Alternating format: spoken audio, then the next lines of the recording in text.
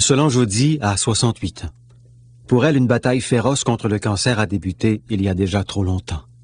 Depuis maintenant 20 ans, cette terrible maladie tente de l'arracher à sa famille, à ses enfants.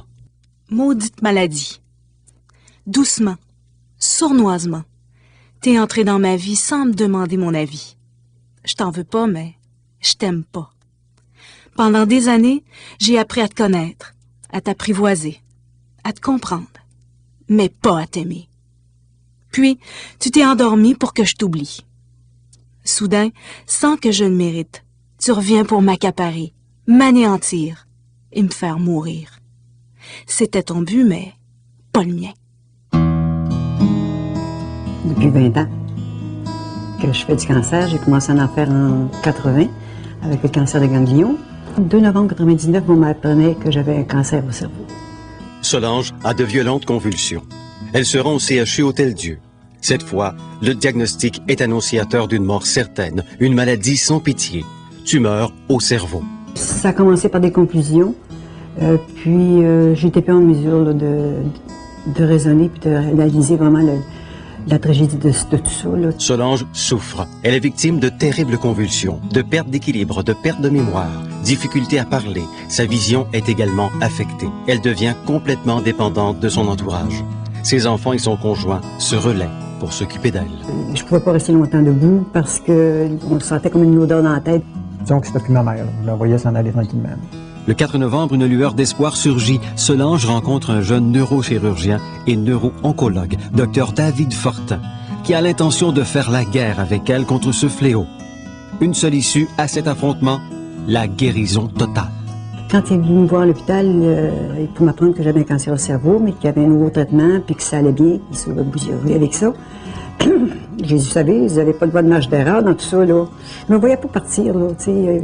Toute la famille pensait que je partirais, là, mais moi, non.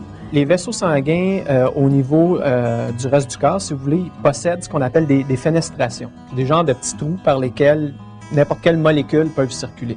Au niveau du cerveau, les capillaires cérébraux ne les possèdent pas, ces fenestrations-là. Au lieu, les fenestrations sont remplacées par ce qu'on appelle en anglais des tight junctions, en français des jonctions serrées, disons, qui lient les cellules qui forment les vaisseaux sanguins les unes aux autres de manière très étanche, ce qui ne permet pas la libre circulation de ces molécules-là. Donc, nous, avec cette procédure-là, ce qu'on fait, c'est qu'on ouvre ces tight junctions-là pour une période temporaire de 20 minutes à 1 heure, ce qui nous permet par la suite de donner notre chimiothérapie en intra-artérielle et puis d'augmenter la quantité de chimiothérapie qui va au niveau du cerveau et de la tumeur. On est définitivement le premier et le seul centre à date au Canada à l'offrir. Il faut saluer, entre guillemets, sa détermination face à sa maladie puis son courage. Ils ont fait des moyens, donc elle les a pris, ces moyens.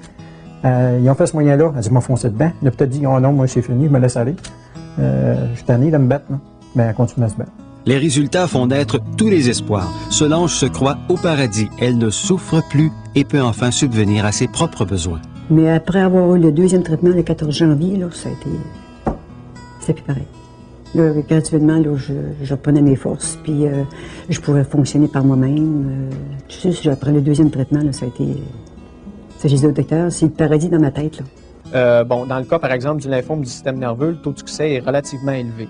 Okay? On parle d'une possibilité de guérison d'environ 45 % sans utilisation de la radiothérapie, alors que traditionnellement, on parlait de 9 % de guérison. Solange est la doyenne de 25 personnes qui ont pu bénéficier à ce jour de ce nouveau traitement. Elle compte bien le demeurer. Solange demande 10 années de plus à la vie. 10 années qu'elle vivra pleinement. Il n'y a plus aucun signe de lésion. Merci aux médecins. Si elle n'aurait pas été là, c'est une question... Moi, je sais que c'est une question de journée. J'ai été la première au Canada à l'avoir.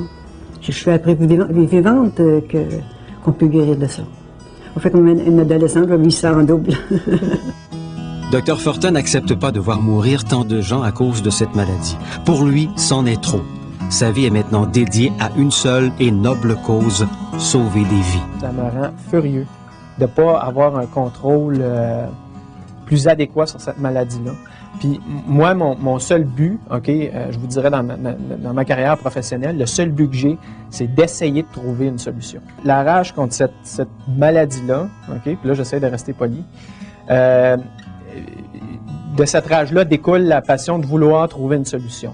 Une nouvelle victoire pour Solange Roy-Audi et le commencement d'un long combat contre cet holocauste, le cancer du cerveau, pour David Fortin. Aujourd'hui, je suis bien, fonctionnelle, guérie. Puis éventuellement, si on peut trouver une cure, ben, je vais être le gars le plus heureux au monde. J'aurai accompli mon but.